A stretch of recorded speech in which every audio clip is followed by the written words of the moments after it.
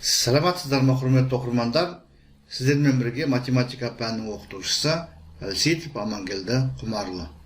Бүгінгі сабағымыздың тақырыбы шеңбер бойындағы сандар. Бұл ұлттық бірыңғай тестілеуде математикалық сауаттылық пәнінен кездесетін есептердің бірі. Сонымен қатар, бұндай есептер әртүрлі деңгейдегі математикалық олимпиадалар мен регаталарда кездеседі. Сонымен шеңбер бойындағы сандар. Есептің шартын оқиық. Азамат 1, 2, 3 және тағы сияқты 12 сандарды шеңбер бойымен орналастырып, көршілес сандардың айырмасы 1-ге немесе 2-ге тең болатындай етіп жазып шықты. Қандай екі сан міндетті түрде көршілес болады? Яғни, азамат 1-ден 12-ге дейінгі барлық 12 натурал санды шеңбер бойына бір-бірден жазып шығады. Сонда көршілес екі санның айырмасы 1-ге немесе 2-ге тең болу керек. Қандай екі сан міндетті түрде көршілес болады? Жауаптары 5 және 6, 10 және 9, 6 және 7, 8 және 10, 4 және 3. Осы есепті шығарып көрейік. Алдымен суреттегідей шеңбер сызып алайық. Содан кейін шеңбердің бойына есептің шартына сай 12 нүкте белгілейік. Ол 12 нүктенің әрқайсысына берілген 12 натурал санның біреуі сәйкес келеді. Яғни 12 нүктенің біреуіне 12 натурал санның біреуі сәйкес келеді. Сонымен суреттегідей қылып, шеңбердің бойында 12 нүктені белгіледік. Әрі қарай есепті қалай шығарамыз? Осы түрдегі есепті шығарғанда кез келген бір нүктені алып, ол нүктеге берілген сандардың ішіндегі ең кішісін немесе ең үлкенін сәйкес қою керек. Біз мысалға жоғарыдағы нүктені таңдап алайық және берілген 12 санның ішіндегі ең үлкені 12-ні осы нүктеге сәйкес деп алайық. 12.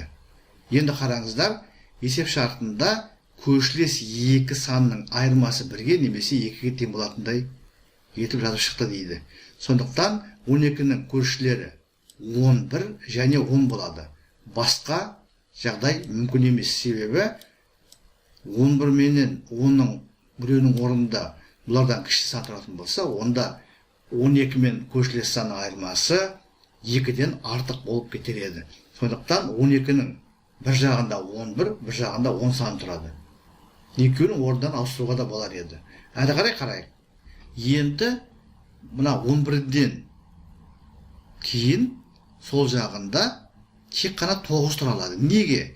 Себебі 11-ден айырмашылық 1-ге тең болатын 10, 2-ге тең болатын 9. Басқа есеп шартында қанағаттандыратын сандар жоқ.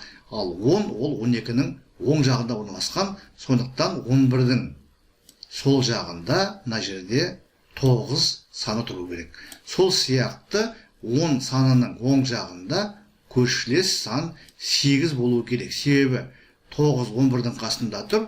Олай болса 10-ның қасында тек қана біз 8 жазамыз. 8-ден кішілеу сан 7-ні қоятын болсақ, 10 мен 7-нің айырмасы 3 болады да, есептің шарты орындалмай қалар еді. Сол сияқты әрі қарай енді 9-дан айырмашылығы 1-ге немесе 2-ге тең.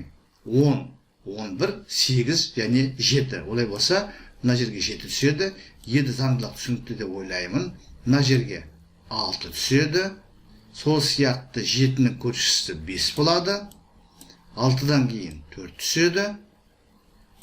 5-тен кейін 3 түседі, 4-тен кейін 2 түседі, және 3 пен 2-нің арасында мына жерде 1 саны тұрады. Басқа жағдай жоқ. Сонымен біз мүмкін болатын жағдайды жазып шықтық. Басында айтып кеттік. Тек мына жерде 10 мен 11-дің орнына ауысуы мүмкін. Олай болса, соған сәйкес 8 мен 9, 6 мен 7, 4 мен 5, және сәйкесінше 2 мен 3 орындарын ауыстырар еді. Басқа нұсқа жоқ. Қараңыздар, мен жоғарыда айтып кеттім. Бұндай жағдайда ең үлкенінен не ең кішісінен бастаймыз. Егер ең кішісі ретінде әрине бізде бір, мына нүктені алып бір деп белгілеп алатын болсақ, оның көршілері тек қана 2 мен 3 қана бола алады. Себебі бірден бірге немесе екіге ғана артық болатын сандар керек бізге. Ол 2 мен 3. Сонда біз кері қарай осы заңдылық бойынша тап осы суретті қайтадан алатын едік.